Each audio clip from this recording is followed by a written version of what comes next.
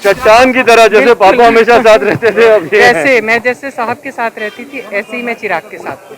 सबसे पहला वार चिराग पासवान ही लेगा अपने ऊपर। मैं फ्रंट से लीड करने वाला हूँ, फ्रंट फुट पे खेलने वालों में से हूँ।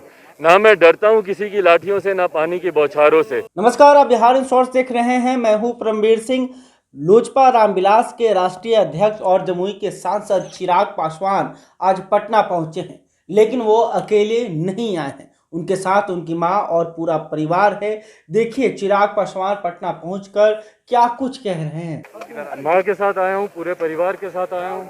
सिस्टर है, उनके दोनों बच्चे हैं, जीजा जी हैं, पूरा परिवार आज लंबे समय के बाद पटना में सब लोग एक ही साथ हैं। लंबे समय तक अब यहाँ पे रुकने का है, क्योंकि मेरी एक लंबी लड़ाई है, लंबा आंदोलन है, जिसका आगाज हम लोग 15 तारीख से कर रहे हैं। तो इसके लिए ज़रूरी है कि मेरा परिवार यहाँ पर रहे, साथ में सब लोग रहते हैं। तो जो दिल्ली जाना होता है, तो इसलिए मैंने आग्रह किया। तो इस बार लंबे समय तक मम्मी, परिवार पूरा, सिस्टर, उनके बच्चे, सब लोग अभी यहीं पे ही हैं। सड़कों पर उतरना है, संघर्ष करना है, हो सकता है चिराग पासवान को लाठी भी खाना पड़े। बिल्कुल तैयार है। और यही वादा मैंने अपने तमाम लोक जनशक्ति पार्टी रामविलास के तमाम कार्यकर्ताओं से किया है कि आगामी 15 तारीख को जो मौजूदा सरकार की कुव्यवस्था और कुनीतियों के खिलाफ लोक जनशक्ति पार्टी रामविलास जब सड़क पर उतरेगी, अगर पहली लाठी चलेगी शासन प्रशासन की तरफ से, तो वो चिराग पासवान खुद अपने सर पर लेगा। तो ना मैं लाठी खाने से डरता हूँ, ना मैं उनकी पानी की बौछारों से डरता हूँ, ना वो आंसू गैस का इस्तेमाल करें। जो करना कर लें भाई, आपने पहले ही सारी शक्तियां इस्तेमाल करके देख लिया, मेरे परिवार को तोड़कर देख लिया, मेरी पार्टी को मुझे ही मेरी पार्टी से अलग करके देख लिया। तो जितना आपको करना है मेरे साथ, अब लाठियां चलानी है कि मुझे गिरफ्तार करना है। मुख्यमंत्री नीतीश कुमार जी पूरी तरीके से स्वतंत्र हैं, पर मैं जिस बिहार को लेकर मैं महामहिम राज्यपाल जी के समक्ष बिहार की जिन तकलीफों को लेकर, भाई आज बिहार बचाओ मार्च पर अगर लोक जनशक्ति पार्टी रामविलास को निकलना पड़ा है, मेरे नेता, मेरे पिता स्वर्गीय रामविलास पासवान जी भी 2 बार बिहार बचाओ यात्रा पर निकले थे, और दोनों बार उन्होंने बिहार सरकार की कुनीतियों के खिलाफ उन्होंने मजबूती से संघर्ष उन्होंने किया था। उन्हीं का अंश आज उन्हीं के नक्शों कदमों पर चलते हुए बिहार बचाओ मार्च लेकर हम लोग निकले हैं। और बिहार को बचाने की जरूरत है। जिस तरीके से शराबबंदी में एक के बाद एक जहरीली शराब पीने से लोगों की मौतें हो रही हैं, यहीं पर बालिका सुधार गृह में जिस तरीके से छोटी छोटी बच्चियों को देह व्यापार में जबरन उनको घसीटा जा रहा है, जिस तरीके से शिक्षकों पर, छात्रों पर लाठियां चलाई जा रही हैं, वार्ड सचिवों पर लाठियां चलाई जा रही हैं, ममता आशा कर्मियां जिस तरीके से परेशान हैं, जिस तरीके से 19 लाख रोजगार का वादा करने के बाद आपने एक रोजगार अभी तक किसी पीड़ित परिवार को नहीं दिया। अनुसूचित जाति जनजाति में जिस तरीके से छात्रावासों को आपने जबरन खाली करवाया है। तो इन तमाम बातों को लेकर आगामी 15 तारीख को, 15 फरवरी को लोक जनशक्ति पार्टी रामविलास गांधी मैदान से लेकर राजभवन तक महामहिम राज्यपाल जी से हम लोग मिलने का हम लोग प्रयास करेंगे और उनको लिखित ज्ञापन देंगे और मांग करेंगे कि इन तमाम चीजों को मद्देनजर रखते हुए बिहार में राष्ट्रपति शासन लागू किया जाए।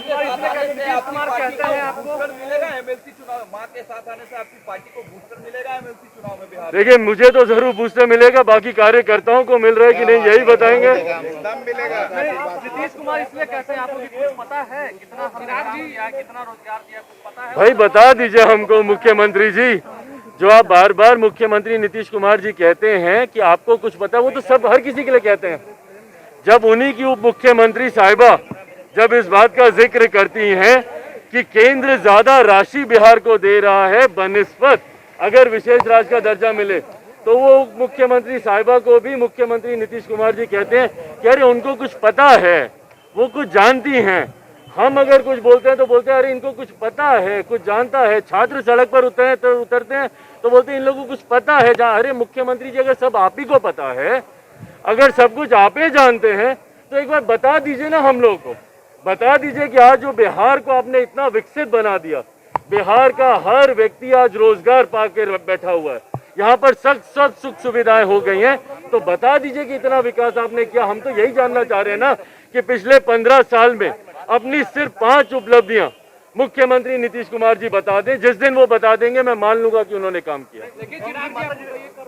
तो आपने देखा कि चिराग पासवान खुलकर नीतीश सरकार के खिलाफ बोल रहे हैं और 15 फरवरी को वो पटना के सड़कों पर उतरेंगे। इसी के साथ उन्होंने ये भी कहा कि मैं पीछे हटने वाला नहीं हूं, चाहे मेरे ऊपर लाठी ही क्यों न चले या फिर आंसू गैस के गोले ही क्यों नहीं दागे जाए, लेकिन हम बिहार सरकार के कुरीतियों को हम उजागर करके रहेंगे। इसके साथ ही उन्होंने कहा कि लंबे समय तक मुझे बिहार में रहना है और बिहार सरकार के खिलाफ मोर्चा खोलकर रखना है। वहीं उनकी मां रीना पासवान चिराग पासवान के साथ नजर आई। उन्होंने मीडिया से कहा कि जिस तरह मैं अपने पति के साथ हर वक्त रहती थी, उसी तरह अपने बेटे के साथ हर वक्त साथ रहूंगी।